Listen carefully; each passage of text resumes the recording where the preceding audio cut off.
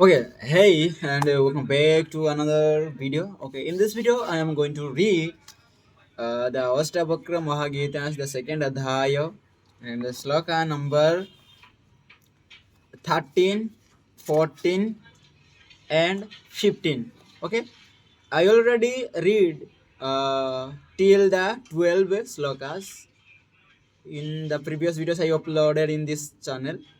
If you like to watch, then you go to my channel, and also I pin that video's link in this video's description, so you can also watch the last video on the description of this video. Okay, so without wasting time, let's start.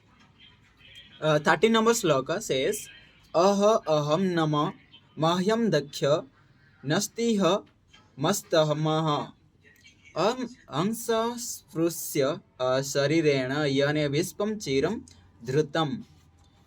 सामान्य अर्थ, पुनः आश्चर्य, मैं असंग हूँ, शरीर का स्पर्श तक नहीं करता और चिरकाल तक विश्व का धारण करता हूँ। मेरे जैसी कुशलता वो दक्षता अन्यत्र किसी में नहीं है। ऐसे अनुपम अद्वितीय आत्मा को, जो कि मैं हूँ, पुनः नमस्कार करता हूँ। विशेष विवेचना, आत्मा का कर्म से कोई संबंध नहीं, वह कर्म रहित है। कर्म में उसकी आसक्ति ही नहीं है, क्योंकि यह तो विश्व का धर्म है। फिर भी आत्मा की सत्ता सर्वव्यापी है। विश्व कर्मरत है, आत्मा विरत है। फिर भी राजा जनक अनुभव कर रहे हैं कि यह आश्चर्य है कि कर्म से विरत होकर भी मैं सब कर्मों में व्याप्त हूँ। यह मेरी कौशलता है, दक्षता है।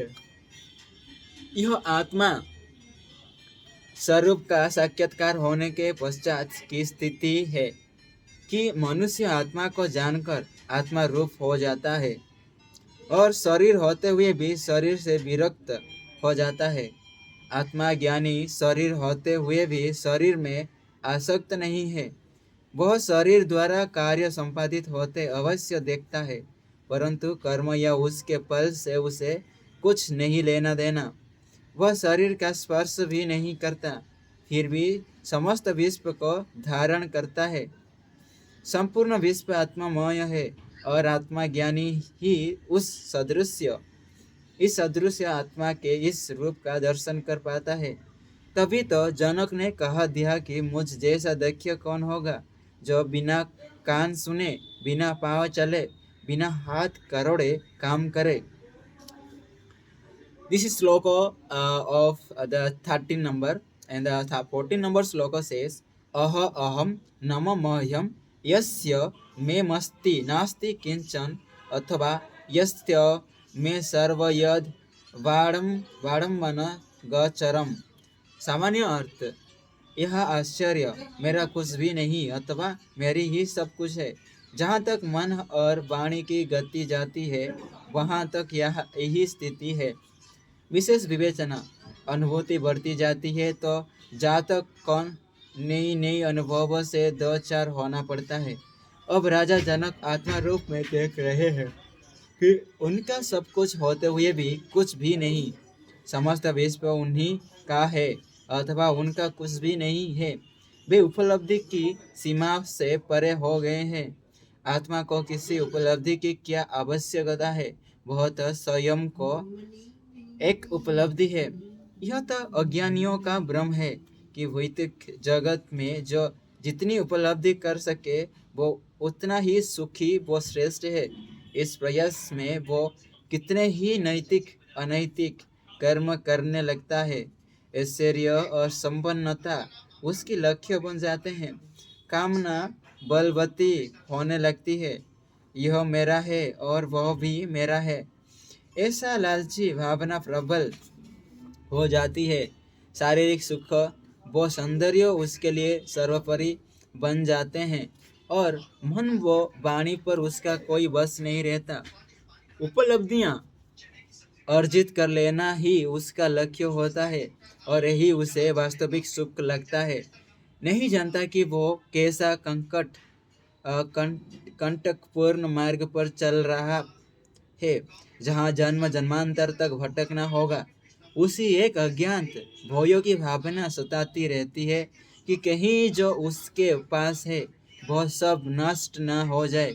यही भय चिंता बन जाता है और व्यक्ति पाखंड की शरण लेता है, परंतु उसका कल्याण नहीं हो सकता। राजा जनक कहते हैं कि आत्मदर्शी होते ही मेरे हृदय से यह मेरा है, यह मेरा नहीं है कि पाप मिट गए हैं। अब मन और वाणी की जहाँ तक पहुँच है वहाँ तक केवल मैं ही हूँ। This is slogan number 14 and 15 says ज्ञानम ज्ञेयम तथा ज्ञाता त्रेतयम नास्ति वास्तवम अज्ञानाद भाति यत्रदम सहमस्ति निरंजनः। सामान्य अर्थ, ज्ञान अर्थात जानकारी, ज्ञेय अर्थात जानने योग्य और ज्ञाता अर्थात जानकर, ये तीनों ही अवास्तविक है और उनका स्थायी अस्तित्व नहीं है। अज्ञानी इन तीनों को ही सत्य मानता है, जबकि मैं तो इन तीनों से परे निरंजन हूँ।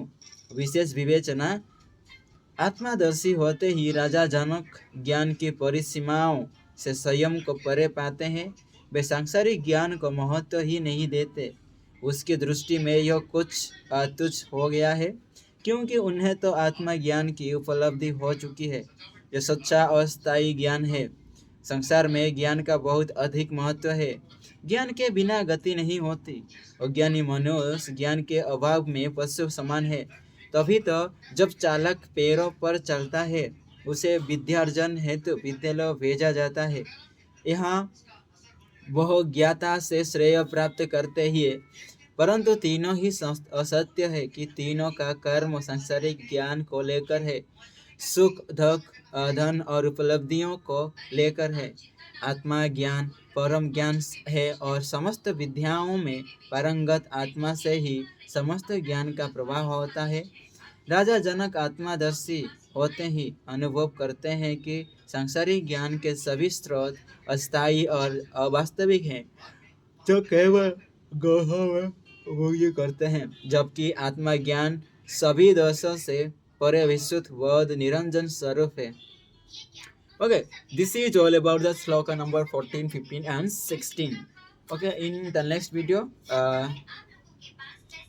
69, 13, 14, 15. These are the three slokas I today read, and the next in next day we read the 16. Okay, after this closing this video, I am going to be reread these three slokas, because again if I read again, then I will be remember this and also apply to the real life. Then this is the what I am going to try in this video. Okay, thanks for being with me. Bye. See you in later with another slokas.